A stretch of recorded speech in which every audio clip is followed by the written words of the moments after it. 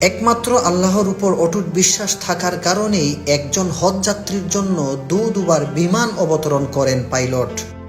লিবিয়ার দক্ষিণাঞ্চলের এক নির্ভীক যুবক আমের মাহদি চলতি বছরের হজ পালনের উদ্দেশ্যে রওনা দিয়েছিলেন সৌদি আরবের দিকে, কিন্তু যাত্রা শুরুর মুহূর্তেই ঘটে গেল এক অবিশ্বাস্য ঘটনা। এ ঘটনা ইখলাস ও আল্লাহর কুদরতের জীবন্ত দৃষ্টান্ত হয়ে উঠেছে। ইতিমধ্যেই সামাজিক যোগাযোগ মাধ্যমে আলোচনার কেন্দ্রবিন্দুতে পরিণত হয়েছে এ অলৌকিক ঘটনা।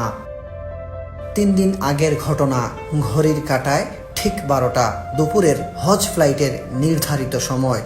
আমের ছিলেন তার দলের সর্বশেষ হাজি, যিনি মিশর হয়ে সৌদি যাওয়ার জন্য ট্রিপলি বিমানবন্দরে পৌঁছান। কিন্তু এয়ারপোর্টে পৌঁছানোর পরেই নিরাপত্তা কর্মকর্তা তাকে জানান তার পাসপোর্ট সংক্রান্ত একটি সিকিউরিটি ইস্যু দেখা দিয়েছে, যার কারণে তিনি প্লেনে উঠতে পারবেন না। বাকিরা সবাই বোর্ডিং শেষ করে প্লেনে উঠতে থাকেন, আর আমের আল্লাহর উপর বিশ্বাস করে একা বসে থাকেন অজানা এক পরিণতির অপেক্ষায়। এই পরিস্থিতি দেখে এক নিরাপত্তা কর্মকর্তা এসে বলেন, আল্লাহ সবকিছুর উপর কুদরত রাখেন, হয়তো এই হজযাত্রা আপনার কপালে ছিল না। কিন্তু আমের ভয় পাননি, মুখে ছিল দৃঢ় বিশ্বাস। জবাব দিলেন, ইনশাআল্লাহ প্লেনটি উড়বে না, আবার ফিরে আসবে। আমার নিয়ত হজের, ইনশাআল্লাহ আমি অবশ্যই যাব। তার বিশ্বাসের সঙ্গে জবাব দেওয়ার কিছুক্ষণের মধ্যেই ঘটে গেল প্রথম অলৌকিক ঘটনা। এয়ারপোর্টে ঘোষণা এলো প্লেনটিতে যান্ত্রিক ত্রুটি দেখা দিয়েছে, আর সেটি এক্ষুনি ফিরে আসছে। বিমানবন্দরে সবার চোখ এখন উপরে, কিন্তু তাতেও পাইলট আমেরের জন্য দরজা খুলেননি। দ্বিতীয়বারও আমেরকে ছেড়ে প্লেনটি উড়ে গেল। তৃতীয়বার ফেরা প্লেনটি আবারও সমস্যার সম্মুখীন হয়।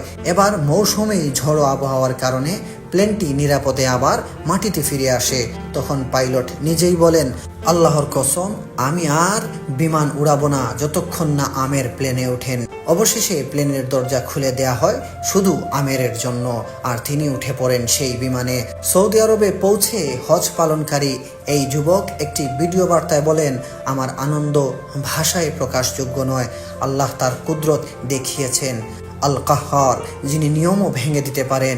ঘটনাটি কেবল একটি ভ্রমণ কাহিনী নয়, বরং আল্লাহর একটি গুণবাচক নাম আল কাহ্হারের প্রকাশ। তিনি চাইলে সব রেওয়াজ, নিয়ম, নিরাপত্তা, এমনকি আবহাওয়াকেও পরাভূত করতে পারেন, কেবল একজন বান্দার পবিত্র নিয়ত ও অটল ঈমানের জন্য।